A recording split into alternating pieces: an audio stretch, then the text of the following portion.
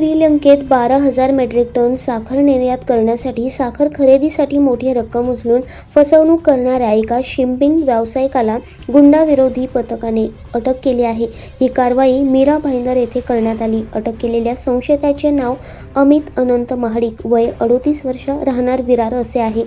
तक्रारदार महिला व्यावसायिक दानी यांनी साखर निर्यातीचा व्यवसाय सुरू केला होता।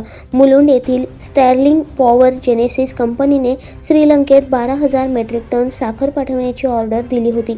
यासाठी दानी यांनी महाडिक यांच्याशी संपर्क साधला आणि 20 कंटेनर साखर खरेदीसाठी वेळोवेळी 2,53,36,000 रुपये महाडिकच्या खात्यावर वर्ग केले। संशयित महाडिकने कोल्हापूरमधून साखर खरेदी करून ती सुप्रीम कंटेनर कंपनीमार्फत श्रीलंका येथे पाठवल्याचा दावा केला। मात्र दानी यांनी अधिक चौकशी केली असता महाडिक आणि त्यांच्या साथीदारांनी साखर खरेदीच केली नसल्याचे उघड झाले। या फसवणुकीबाबत 29 जुलै 2024 रोजी नाशिक रोड पोलीस ठाण्यात गुन्हा दाखल करण्यात आला होता। गुन्ह्याचा तपास करताना गुंडाविरोधी पथकाने महाडिकचा माग काढून अखेर मीरा भाईंदर येथे त्याला अटक केली आहे। पोलिसांकडून महाडिकच्या साथीदारांचा शोध सुरू असून या प्रकरणाचा पुढील तपास सुरू आहे।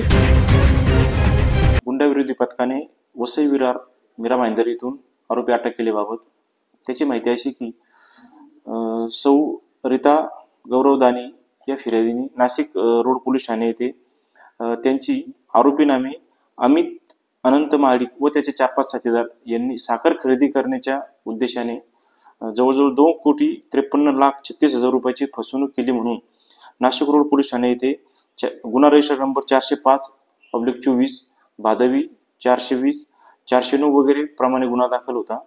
सदरचा गुन्हा 29/7/2024 दाखल होता। गुन्हा गंभीर स्वरूपाचा असल्याने त्याचा तपास आर्थिक गुन्हे शाखेकडे देण्यात आलेला आहे। परंतु सदरचा गुन्हा दाखल झाल्यापासून आरोपी अद्यापपर्यंत फरार असल्याने मान्य पोलीस आयुक्त श्री संदीप कर्णिक सर व मान्य पोलीस उपायुक्त श्री प्रशांत बच्चाव सर, मान्य ECP crime Shri Sandeep Mitke sir यांनी सदरच्या आरोपीस पकडण्याबाबत तात्काळ अटक करण्याबाबत गुंडाविरोधी पथकास आदेशित केले। त्यानुसार गुंडाविरोधी पथकाने आरोपी त्याची माहिती घेतली असता आरोपी अमित अनंत महाडिक हा वसई विरार येथे असल्याची माहिती मिळाल्याने गुंडाविरोधी पथकाचे श्रेणी PSI मलंग गुंजाळ, गणेश भागवत, अक्षय गांगुर्डे व प्रवीण चव्हाण असे वसई विरार येथे जाऊन भोळिंज पोलीस ठाणे मीरा भाईंदर येथे सापळा रचून आरोपीला शिताफीने ताब्यात घेतलं। सदरचा आरोपी नाशिक येथे आणून पुढील तपासकामी आर्थिक गुन्हे शाखा यांच्या ताब्यात देण्यात आला आहे।